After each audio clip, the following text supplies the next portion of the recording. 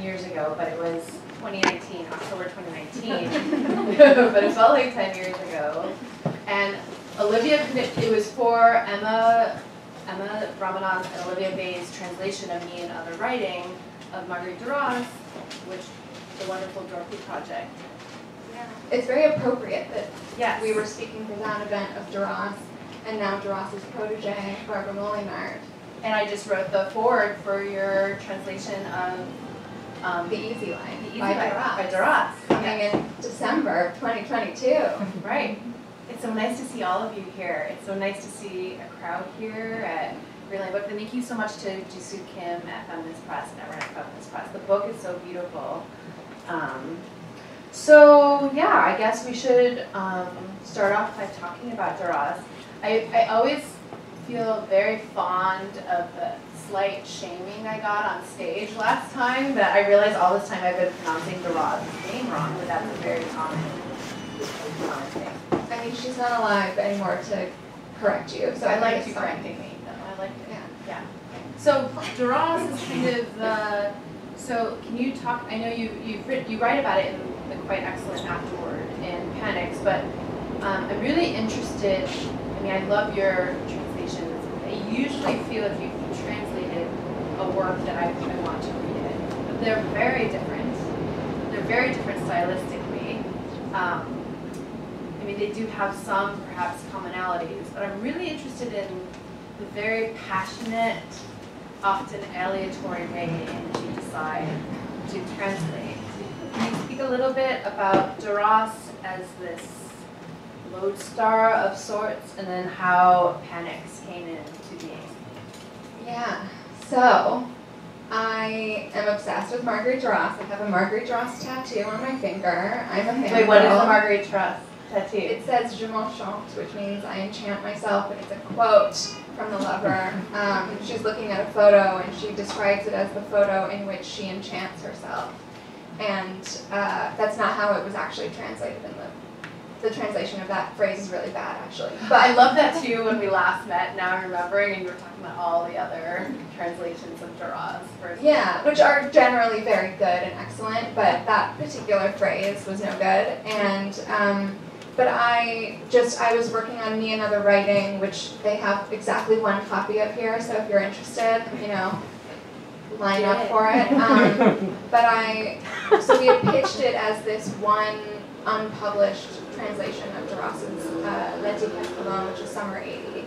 And I think no one had wanted to publish it in translation because it's like a very strange hybrid nonfiction / fiction text. And Dorothy asked us to kind of also get more of her nonfiction work and form it into a collection. And so we were scouring all of her nonfiction pieces, and among those nonfiction pieces was the preface to Viens, which I did not translate the title as Come in English. It is Panics, but the French title is Come, like come here, and Viens. And it was this ridiculous preface. I've never read a preface like this. She was describing the very tortured relationship that Molinard had with her writing, how she was, for 8 years of her life, she was just writing and writing and writing and then destroying everything she wrote, which kind of sounds, we might think a little cliche now, but it was not at all for her. It was very urgent and very serious and very scary that she couldn't kind of exercise this thing that she was experiencing through her writing. The writing wasn't doing what it needed to do, and so she would write, tear it up, start again, write, and tear it up into 4 pieces. Yeah, to 4 pieces, and leave the pile on her desk, and it was this whole ritual. And Duras, in this preface, was using Molinard's particular way of writing. She was using small caps in this very strange way. She was using this sort of frantic, surrealist description. She was taking on Molinard's style in this way, which Duras, as being the narcissist she is, I enchant myself, for her to take on someone else's writing style is really interesting. I'd never seen her do something like that. And I was just so gripped. I was like, I have to get my hands on this book. What is this book? And so as soon as we finished with that Duras translation, I went out in search of bien and couldn't find it. It had been published in 1969 in France by Éditions de Mercure, which is this version, this one.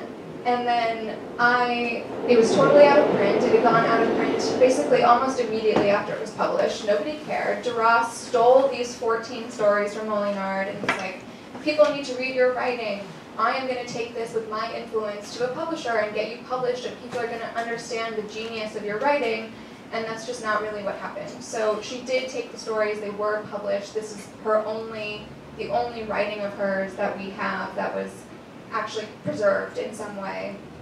And then it just went out of print, the rights reverted to her 2 daughters, and that was kind of the end of it. And so when I wanted to find this book, I emailed the original French publisher, and I asked if they had a PDF, and they said no. They referred me to the daughter. The daughters didn't have a PDF.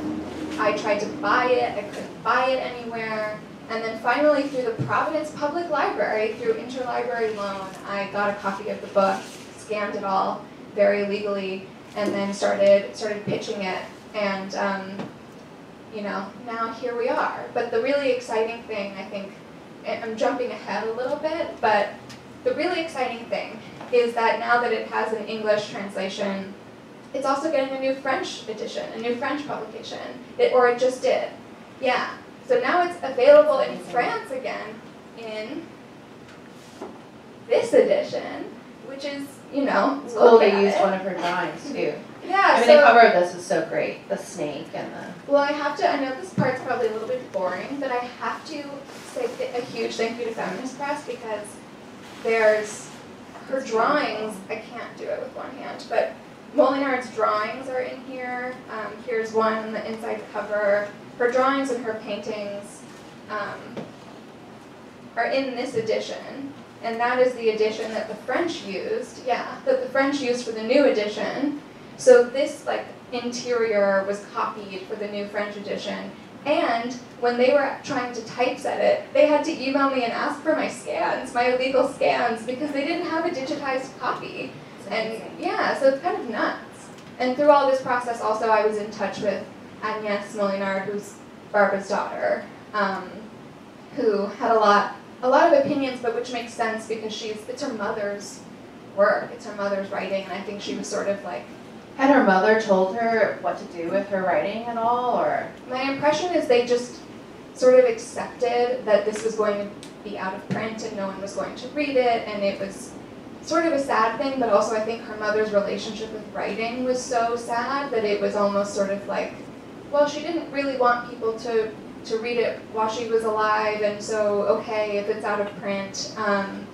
And then when I came around, she wanted to meet me. It was sort of this, I was vetted, I met her in Paris, and she wanted to figure out what my goals were, Yeah. Like, it was like I was trying to date her daughter or something. It was like, what is your business with this book?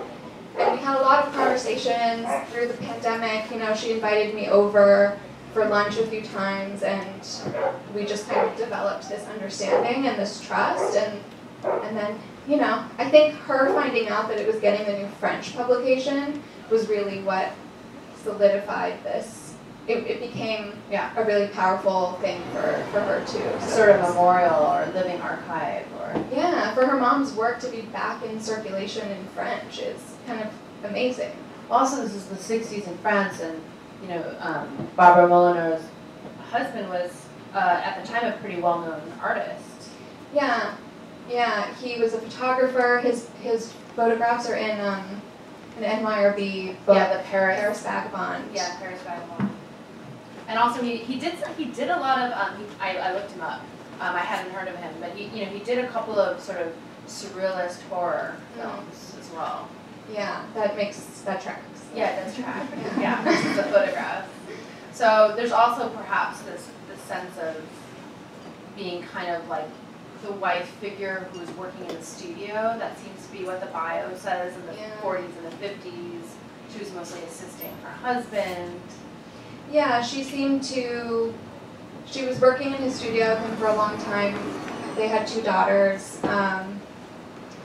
And then she turned to writing pretty late in her life and sort of dedicated herself to writing. She was about 40, right, when she started dedicating herself to it, it seems like. Can't confirm. Yeah, but like that, I was trying to do the math. Yeah. It's interesting her drawings too, where if you think about like kind of the daily quality of her writing, like the ritualistic process of writing, even the ritualistic process of destroying it feels very collage-like, like cutting it for pieces. It feels very visual. It's interesting, like the drawing is there are these like very I would say obsessive or specific little tiny, what are these, squares? That's the one that's on the cover. Yeah, that are like look like they took forever, right? That really show this like process over time. And then there are the other drawings that feel more like quite passionate. They're very different. They're these very different modes of constructing. It made me think about her writing practice in relationship to her drawing and her painting practice. I'm so thrilled that the paintings and the drawings are in there because I think they do kind of mirror the feeling of the stories so well, and then also we don't know a lot about her, and I really didn't feel like it was my place to kind of pry information out of her daughter, and that wasn't like our relationship. We did speak a little bit about, there's a story in here called The Vault, or I guess we could call it, what did we call it? A conversation. Oh yeah. A story improvised by Barbara Molinard and transcribed by Marguerite Duras, which was very specific, and her daughter asked for that language. And it's pretty intense. It's about, should I describe it? Yes, it's really fascinating. It's about this is a real conversation that took place and a real thing that happened. But she went to her family was in a cemetery one day, and she went into a vault in the cemetery. She had to like enter it and go downstairs, and she felt this unbelievable sense of just well-being is how I translated it, the sense of kind of peace, and she can't hear her children, and she can't see her husband, and everyone's out of sight, and every person is out of sight, and it's just quiet, and it's just her, and she feels good for like the first time, and she describes it, and it's such a powerful feeling that she decides that she needs to go spend 3 nights in this vault. And so she packs a sleeping bag, or she can't find her sleeping bag. She describes she wanted to have a sleeping bag. She brings like a bottle of wine, some bottles of Evian, and like, some... She sounds fun. Totally. And she like packs up to go, and then her husband and her doctor intervene and say, for the sake of your children, do not do this. Don't go like they won't recover. Right. Yeah, and so because she can't sleep in the vault, she instead goes and rents like a little hotel room in this town, and where her daughters are, and she says to them, if you see me on the street, you didn't. Like she's very like. It's a residency, really. Yeah. And she writes in her little room. It's like a tiny little room, but then she wakes up with all these pains all over her body, and she realizes that it's the pains she would have felt had she slept in the vault on the stone floor for 3 nights. And I asked her, the one personal question I asked Agnes was, did this happen, and do you remember it? Do you remember kind of like the conversations around her doing this? And she was like, yeah, absolutely I do. It was like a very intense moment for my family. And other than that, though, I really didn't feel like it was my place. These are very intense stories. It's very clear there was some, unease with being in the world. And suffering. She really described suffering. It's interesting, too, even in the discussion of Molinard in Duras's intro, there's a blurriness with life versus the work. I mean, the work is these are third-person stories mostly. She changes gender, but there is a sense of that these aren't dream pieces or nightmare pieces, that she in some ways lived them or felt that she lived them. Yeah, should I read that part of the intro just quickly? Yes, I would love you to read that part of the intro, and then I would love to talk more about the vault. The vault is incredible. Okay. Yeah. So, so maybe I'll just read. Oh, am I going to be able to find that place where she says? It's that amazing opening of the intro, too. Okay. Well, I'll just read a little bit. Barbara Molinard lives in a large house in the countryside. She's there alone 12 hours a day. She's been writing for 8 years. What we've collected in this book represents a very small portion, maybe 100th of what Barbara has written over these 8 years. The rest was destroyed. Barbara writes, and she tears to shreds. She continues, she writes, and the other person, whom she refers to for the past few months now as her enemy, in quotes, tears up what she's written. And then in small caps, everything Barbara Molinard has written has been torn to shreds. And then she does have that, she has a really nice line that you were referencing about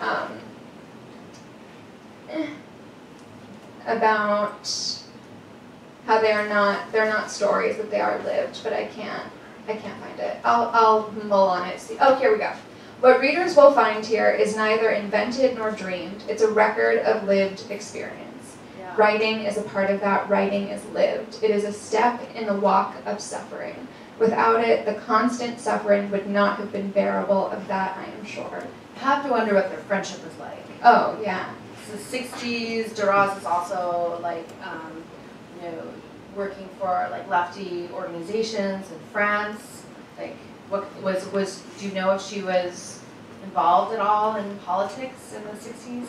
I don't know, but her husband is like relatively political too. So you would think inevitably somewhere in there. But my sense is with Duras, writing did help, and I don't think with Molinard it helped. That's interesting. Which makes me sad, you know? Yeah. I have to think though that Duras was really fascinated by her. Yes. Because she comes across, and I say this, I mean, the writing is so interesting. She's obviously a writer and artist, but she feels a little bit like a Duras character. Like if Duras invented a writer character who was her. Well, wouldn't it have been crazy if I read this preface to Bien and then the book didn't exist and she had made up this woman who writes in the countryside and like a heteronym. Yeah. We don't know that's not true though. We do, unfortunately. This was all a big hoax.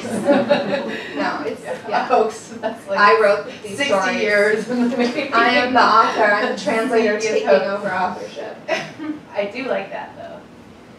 You could write that story. Yeah. For the next one. So the vault, the story of the vault is very fascinating. It's such an interesting decision. So it appears in Vienne, the original version, I'm assuming, and then also in Panic's and Emma's translation as a conversation between Duras and Barbara Molinard. So it's a story that's a collaboration. It's fascinating. Yeah, we used to, I think I had translated it as like a conversation between... It's like she's pulling it out of her. Yeah. Like, tell me the story. You wouldn't write it down. Like, here, let's write it together. Yeah, and if you had managed, this is Duras, if you had managed to write The Vault, would that story have been the only one in the collection about a real life event? Yes, the only one. You've agreed to tell me what happened to you? Yes, we can try it this way. So there's a sense of, she couldn't put it to paper. Duras had to transcribe this. I'm just thinking there's like a glass ashtray and like a formica table and like a tape recorder and they're chain smoking. I like, and like just chugging wine. Just chugging. Chugging. And Evian, yeah. Yeah. Well, Duras was really into, what is the, oh my god, I'm blanking, the thing that you add water to, not Pernod. Pastis, thank you, yeah. I don't know what Molinard was into. But it's almost like this very drunken interrogation. It's fascinating. It's brilliant. Yeah. But it's like very much like they're like getting caught up in each other in this very vivid scenario. Yeah, and they end on Barbara Molinard calling the entire human race mediocre. Oh, can you read that? I love the last page. It's amazing. Okay. And everything's dead. Just for a little more context. Death is in all your oh wait, hang on. Should be like a play of it. Do you not now, but like you can picture it. Do you still think of the vault? Sometimes. The doctor told me that if I'd gone into that vault, it would have been very bad for me. In my mind, the pain I experienced was due to the fact that they had deprived, small caps, me of the vault. Do you still think it's normal for someone to want to spend 3 days in a vault? Oh yes, completely. The doctor tells me reasonably that it's madness. For me, in me, not at all. Death is in all your stories. Yes, death. It's the only surprise left because there are absolutely none in life. So it's attractive to me. I wasn't afraid at all. I believe that after death something interesting happens. I am not at all religious. In any event, death must be better than life. We have a chance at seizing in death something that in life is elusive. Perhaps you're talking about the moment of death and not death itself?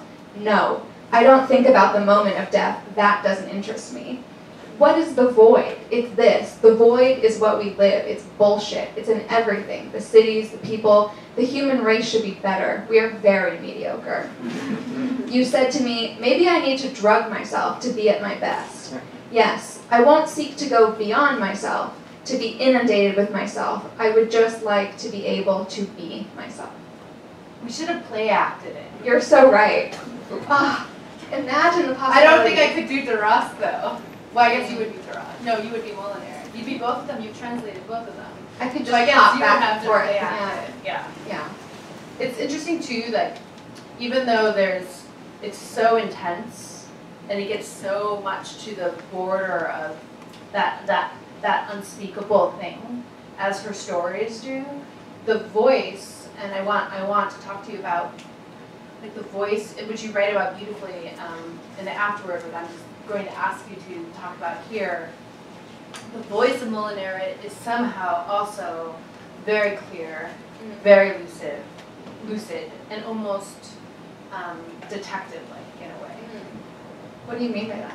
Like, it has this like investigation quality to it, where she's curious and she's following something, and that's what all the stories feel like in a way. That's a nice way of putting it. Yeah. Yeah. So, when you got the Princeton Interlibrary loan, and you're looking at this book, and I'm imagining you read a lot of books to consider. No. No? Oh, Yeah. I always say something stupid at events. No, not stupid, but just, like it has a charm to yes, it. literally. Yeah. And I mean, I guess I can't say literally, but instinctually, Yes. like I knew when I read about this book, I knew exactly what it was going to be, and it was just a matter of getting to it. And then when I read the first story, which is my favorite, I think, The Plane from Santa Rosa, it was exactly what I thought it was going to be. And I knew it was I knew it. It was just like reading something, it was like reading almost deja vu. It was like, oh yeah, like I knew this book was going to be this, and I knew I would want to translate it, and I knew I would feel something special in reading it, and that's sort of how when I pitch things, as opposed to when I do work that publishers might ask me to do, that's sort of how it works. So I don't read a lot of books and think like, oh, should I translate this or this? Daniel Dutton has said, who runs Dorothy, that when she reads a story or collection and she knows she wants to publish it, she starts feeling sick. Ooh. Like something feels like kind of wrong. She gets kind of, is there a physical sensation you feel or you felt? It doesn't necessarily feel like sick. It's more like, it's like down in here. It's right here. Yeah. Yeah. Yeah, it's dread a little. Between the ribs. Right? Yeah. It's a little bit dread. It's, you know what it kind of is? It's like this excitement, and then you feel this, what if I don't get to? Yeah. Like would you say it's panic? It's almost a panic. But this happened to me this summer because I was at the bookstore in France and I saw, you're all gonna think I have such a type when it comes to books that I translate, and I do, but there was a book on the table that had one of these little bands things that they have in France that said, it was a quote by Duras, and the quote was, so-and-so, I'm not remembering her name, which is horrible, Hélène Besset or something like that, is the only alive writer in France. They know how to get you. Yeah, Yeah. And this was from forever ago, and this was again an author that everyone had sort of forgotten about, and I of course bought it, and I read it over dinner that night, and I was like, this is amazing, what if I don't get to translate this? And then I found out that the amazing Kate Briggs had had a very similar moment 2 years prior, and she is working on the translation. I didn't know that. So that's fine. That's I'm okay. like, that's great. Kate can do it. If someone else is going to do it, it should be Kate Briggs. Yeah, for sure. But yeah, that's sort of, I get this like excitement, and then I feel this like, I need this. Yeah. Like something in like you're in it already. Yeah. Yeah. So yeah. It's a bit of an uncanniness, like Duras' relationship to collaborating with Molinard. You write about this, like, this is the most, I feel like I've read other intros or afterwards from you. This felt very visceral, your afterward, the sensation of it, that you were already inside of it, that you had to translate it, that this was meant to be. Yeah, which is exactly what it was, and which might sound silly because I couldn't get my hands on it, so I didn't know what it was, but I did know what it was. You know? Yeah, no, I do. Yeah, you do have a type. I do have a type. Yeah, for sure. You know, I was thinking lately, like, it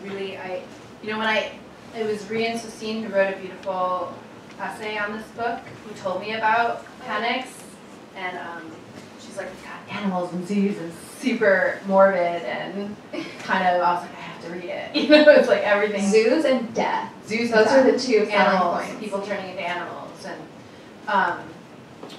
but I was thinking lately, like the books that I don't know whether it's the time or the sense of the weather, but I've been loving to read work that I think of as like softly apocalyptic, like joyfully everything falling apart. Like Yoko Tawada is that to me. But this feels like this too. This is all, it's like personal apocalypse. It's like it's like the people who are narrating, like the main characters of the story think their world is collapsing and in on them, but everyone else seems fine. Yes. And everyone else seems in on the joke, or like in on the prank on them. And it feels like a really personal, like in the story The Meeting. Yes. Where there's a man who shows up on the train for a meeting, and then he ends up circling around a wall for years. And he like loses everything he was wearing because he loses so much weight, and he can't get out, and he just keeps circling and circling, and he just, you know, it just keeps going and going. But somebody told him to go there, and so there's this sense of like he is circling around his own demise, but someone did it to him, as opposed to like everyone is falling to pieces. Right.